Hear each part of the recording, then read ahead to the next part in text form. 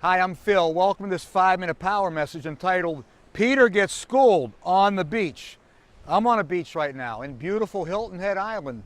This island was discovered 414 years ago by William Hilton. He was sailing around, he saw a 12 by 5 mile piece of land. He said, we're going to call this thing Hilton's Head.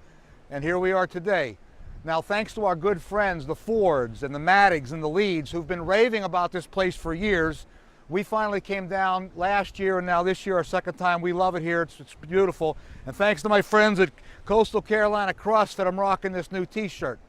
Now, here's what I want to talk to you about today, about Peter getting schooled on the beach. Now, as nice as this beach is, there's another beach I want to talk to you about, the beach at the Sea of Galilee. Now, here's the thing about the Sea of Galilee. It's not even a sea. It's a lake, the largest freshwater lake inside of Israel, roughly the same size as Hilton Head Island. Now, it was on that sea where Jesus appeared on the beach to his apostles. Now, he had appeared 10 times after he rose from the dead. Several times it was one-on-one visitations to Mary Magdalene, to the Apostle Peter, to the Apostle James. Other times he appeared to 500 people. But one of the last times he appeared, he was with his apostles, and they were eating fish tacos. Jesus did invent fish tacos, you know, bread and fish. But they were eating a meal, and afterwards Jesus said to Peter, he said, Peter, and let me read to you now from John chapter 21, starting in verse 15. When they had finished eating, Jesus said to Simon Peter, Simon, son of John, do you love me more than these? Yes, Lord, he said, you know that I love you. Jesus said, feed my lambs. Again, Jesus said, Simon, son of John, do you love me? He said, yes, Lord, you know that I love you. Jesus said, take care of my sheep. The third time he said to him, Simon, son of John, do you love me? Peter was hurt because Jesus asked him for the third time, do you love me? He said, Lord, you know all things. You know that I love you. Jesus said, feed my sheep. So by the way, do you know the difference between a lamb and a sheep? Lambs are a year old or less. Lambs become sheep after a year. What's Jesus saying to Peter? Feed them all. Feed them all. And he wasn't talking about food. He was talking about feeding their souls. Spread the good news of the gospel, that I am risen, that I came and conquered sin and death, and that I have a plan for everyone. Share this good news with everyone, Peter. That's what he's saying, feed my lambs. Now here's where it gets interesting in verse 18. Very truly I tell you, when you were younger, you dressed yourself, and you went where you wanted to go. But when you are old, you'll stretch out your hands, and someone else will dress you and lead you where you do not want to go. Jesus said this to indicate what kind of death which Peter would die to glorify God. Then Jesus said to Peter, follow me.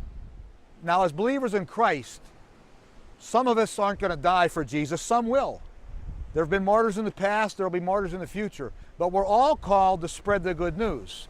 To many people, to one person, to feed the lambs, to feed the sheep, just as Peter was instructed. But now here's what gets very interesting. Verse 20, Peter turned and saw the disciple whom Jesus loved. It was John. When Peter saw him, he asked, Lord, what about him? Jesus answered, if I want him to remain alive until I return, what is that to you? You must follow me. Now here's where Peter's getting schooled. He was okay when Jesus said, you're going to be stretched out and die for me. But he wanted to know, well, what about John? What's his job going to be? How's he going to die for you? Jesus says, what do you care? I have a job for you to do. You follow me. Now think about that for us. We're always comparing ourselves. When I was a little kid, my parents said, Phil, do this. A few times I said, what about Pam? What about Danny? What about Diana? No, you just do the job I told you to do. The blessing will come when you're obedient to me and do the job that I give you to do. That's where the blessing comes. Whether you're at work or in ministry, do the job that's required of you. That's where the blessing will come. This has been a 5-minute power message. Peter gets schooled on the beach. How about if we get schooled right now, right here on this beach? Because getting schooled here is much more peaceful and calm than getting schooled in life when we go astray. Let's just follow Jesus. This has been a 5-minute power message. We have many more power messages on our website, www.philhenrypowergospel.org. You can like us on Facebook, follow us on Twitter at PhilHenryPG. You can subscribe on YouTube. Until next time, probably not on a beach, may God bless you and empower you.